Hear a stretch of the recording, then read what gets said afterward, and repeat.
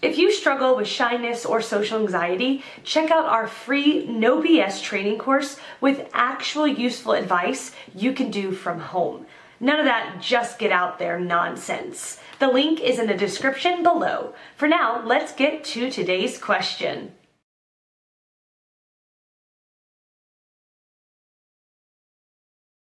Work with what you have. You can't really change where you're on the introvert-extrovert axis, because that's likely to be more neurologically determined, but you can change how you employ the tools your psyche gave you. It's entirely possible to be an outgoing introvert, and since introverts make up a decent proportion of the population, it's likely you already know several people who seem extroverted and outgoing, but are just as introverted as you think you are. Don't look at me. I'm an unapologetic hermit, and curmudgeon social skills aren't something you're born knowing.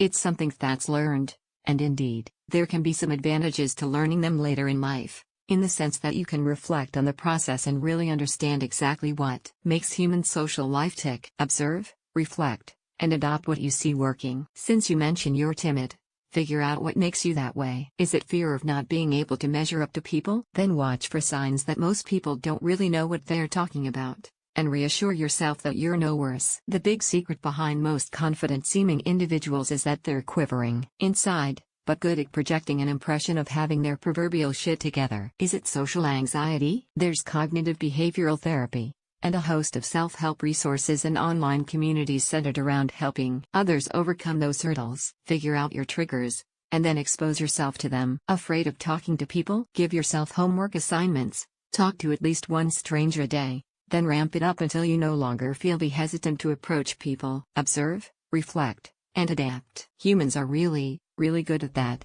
and especially introverts. Best of luck. When the book Quiet, The Power of Introverts in a World That Can't Stop Talking by Susan Cain was released, it took the world by the storm. Why, people, especially in the West, used to think that it is not good to be an introvert, and that's why their talent was undermined, compromised.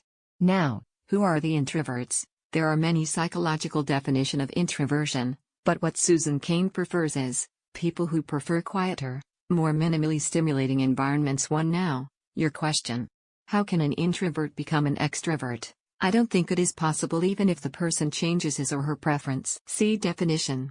A person who is an introvert can be outspoken after throwing away his or her shyness. But an introvert will remain an introvert. He or she will need alone time to recharge himself or herself continually. It is similar to this that an extrovert cannot be an introvert. It is not in our hands, and it's a trait. Normally, introverts become shy due to introversion. Shyness is fear of social judgment and humiliation, and introversion is really preference for less stimulation. But this shyness can be overthrown. Mahatma Gandhi, Rosa Parks, Newton, Einstein, Bill Gates and others are the quintessential introverts, not shy, but introverts in a true sense. Susan Cain has also delivered a TED Talks that can be helpful for you. Krishna. Footnotes 1, Q&A with Susan Cain on the power of introverts. Time. You can't. Okay, don't dismiss this too hastily. Being introverted only means that you are at optimal brain usage while alone. Being an extrovert means that our brains rise to optimal brain usage while in a social situation.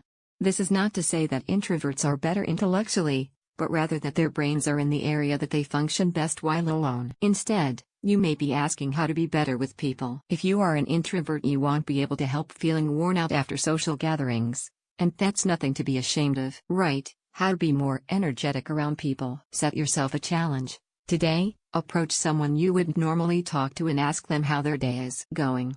Trust me, it sounds terrifying, but do it.